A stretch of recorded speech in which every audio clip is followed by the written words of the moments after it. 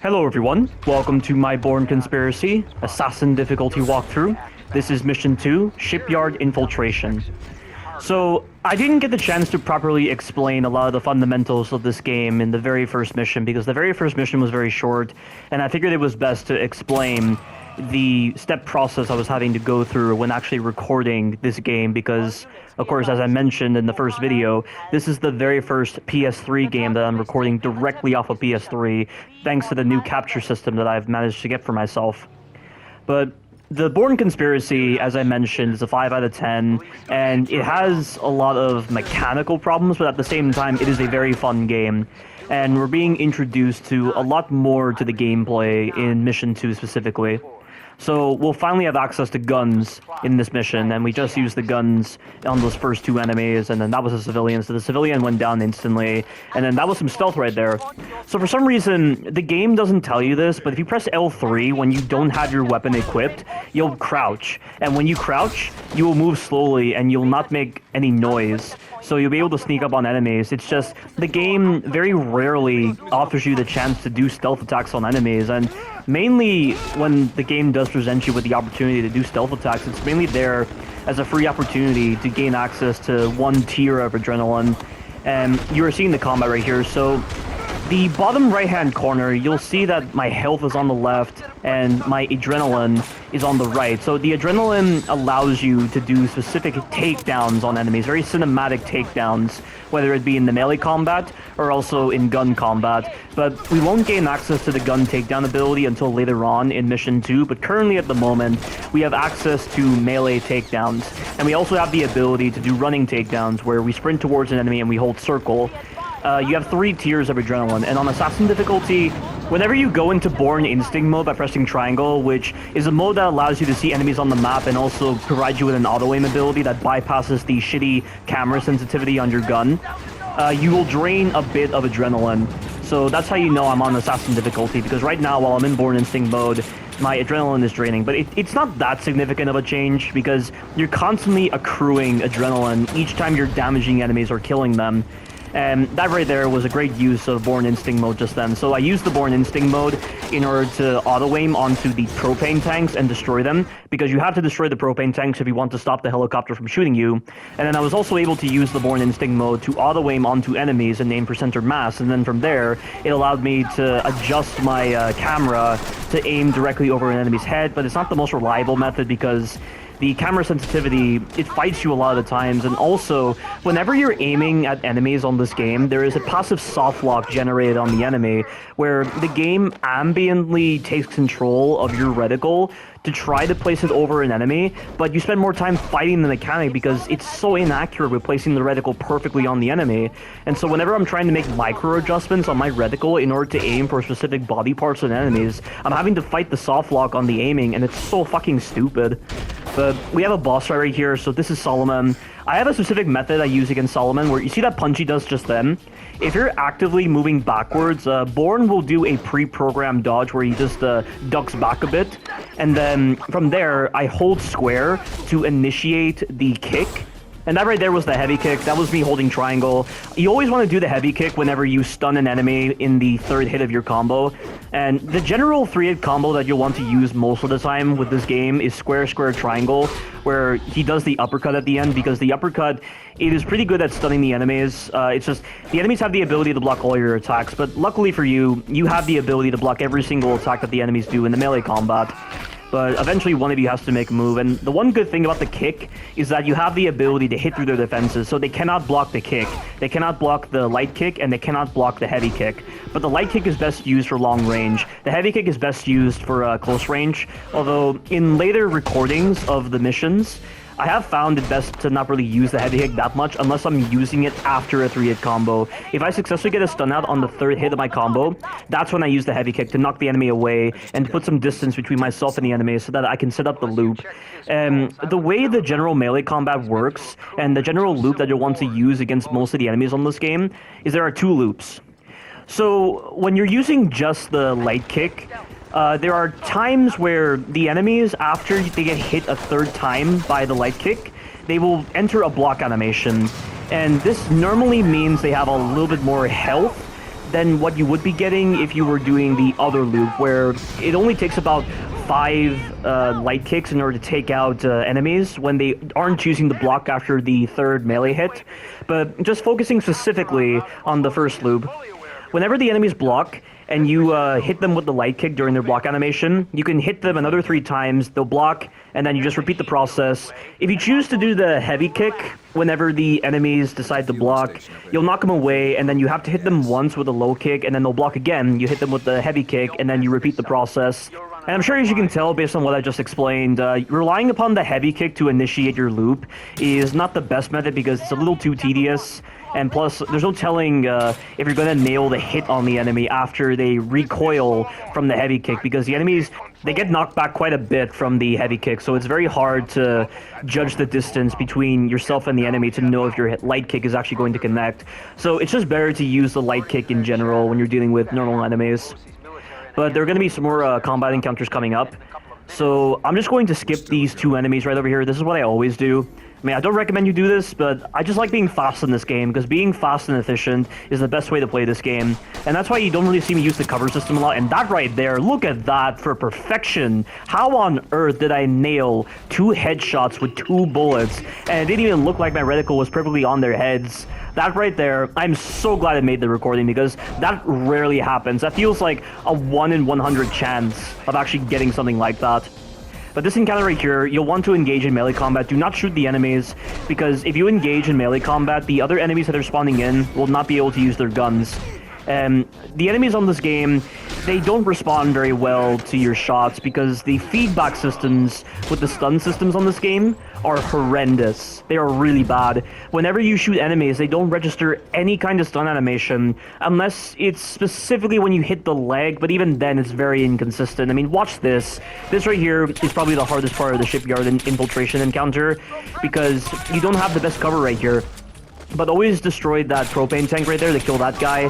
Try to aim for that guy, but I was very lucky that I was able to account for the difficulties in actually adjusting my aim to be able to hit him in the head.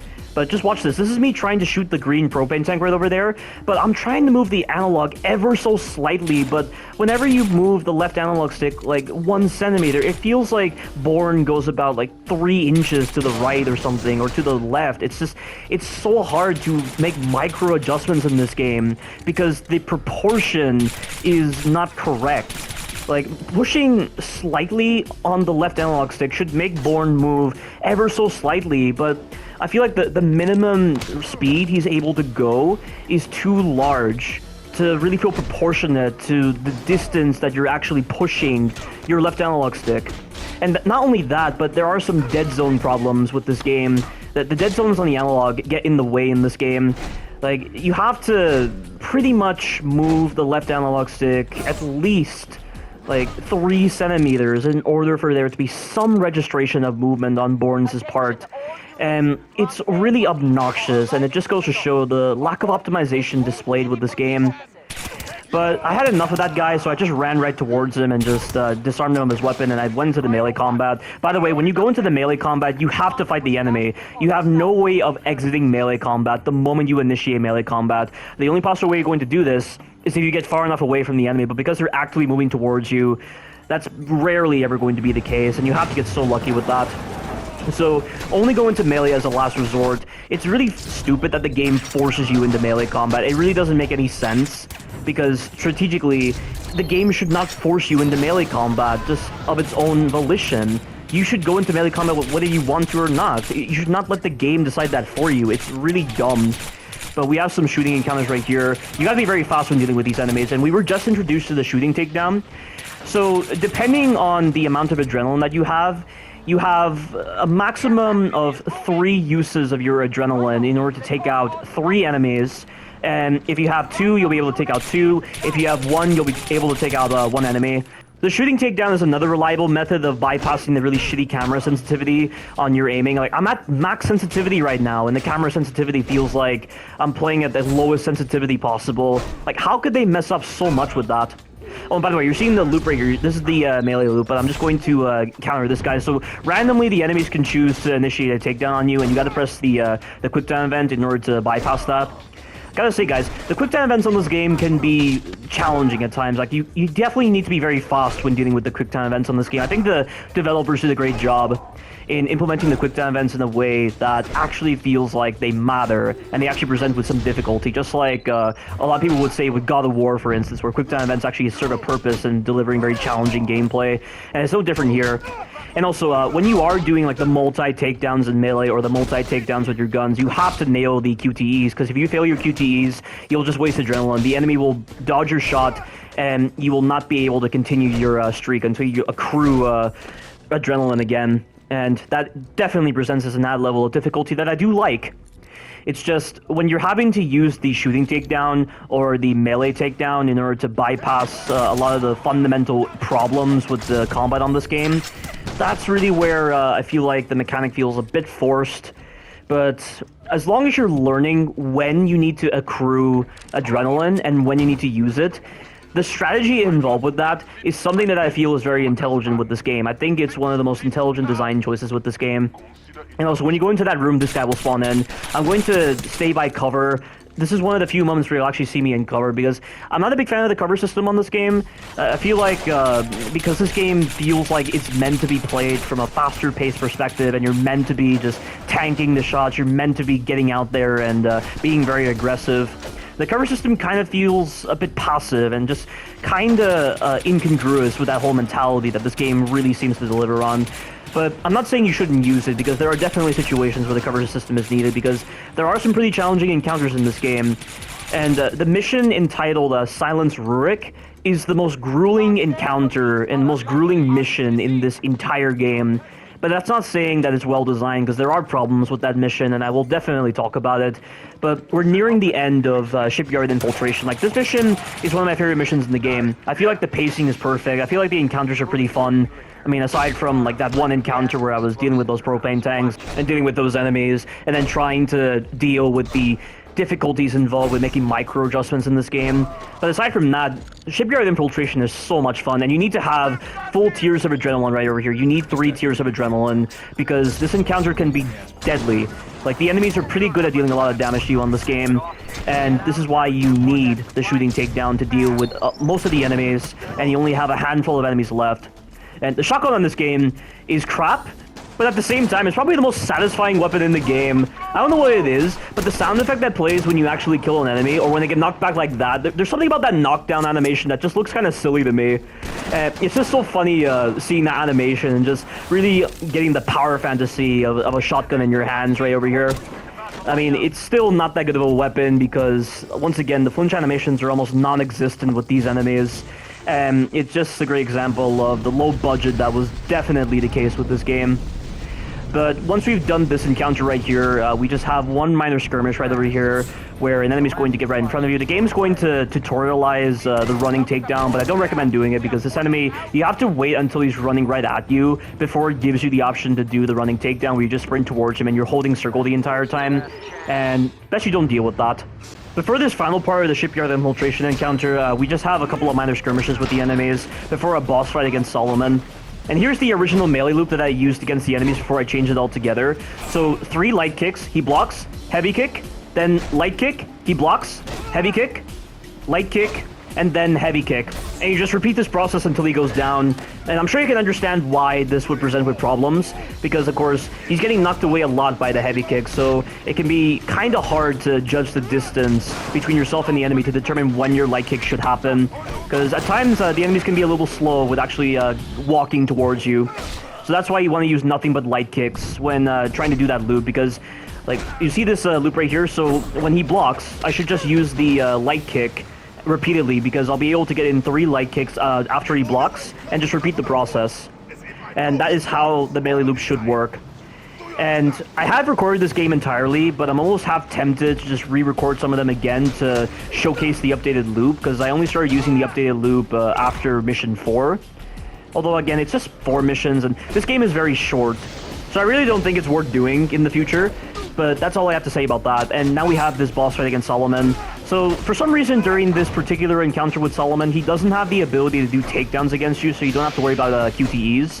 But once again, I'm displaying the loop right here, so I'm actively backing up so that Solomon misses with his punch, Bourne will just back up a bit, and then I can just hold square during the animation in order to initiate the light kick, but sometimes the input doesn't register. Again, like, the melee combat, sometimes the inputs just don't register very well, and, like, when I'm trying to do square, square, triangle, at times the game has a lot of trouble just registering my input, so I do some other combo in the process, or Bourne doesn't do any combo at all. It's just a great example of the lack of optimization displayed with this game. But Solomon's back up again after that takedown, so again, I'm backing up. Like, what you should do is after a takedown, you need to back up a bit, stop, and then back up, so that you're able to put Solomon into the loop where he's going to be missing with his punch every time. So see? But right there, I was very unfortunate that Bourne didn't initiate his kick, so Solomon got an additional punch in, and then he was about to initiate his combo, which I was blocking with X. And so I'm just going to re-engage the loop by just doing it when I can, or just doing like 3-hit combos. And then when I get Adrenaline, I'm just going to do a takedown against him. And I love these animations. Bourne Conspiracy is actually the first game that I played back in elementary school where I really had an appreciation for melee animations, just animations in general in games. And the melee animations look so satisfying in this game, and it really captures Jason Bourne's fighting style greatly, like what was exemplified in the films. Like, there's something about the combat styles in the Bourne series that just feels like it has impact. I mean, it doesn't feel as much of an impact right now with me because I've moved on from these kind of characters and I have a greater appreciation for the likes of Ethan Winters, but there's no denying that these melee animations look so satisfying. And with this boss fight, this concludes Shipyard Infiltration. Stay tuned for the future missions. Thank you all for watching, and you take care now.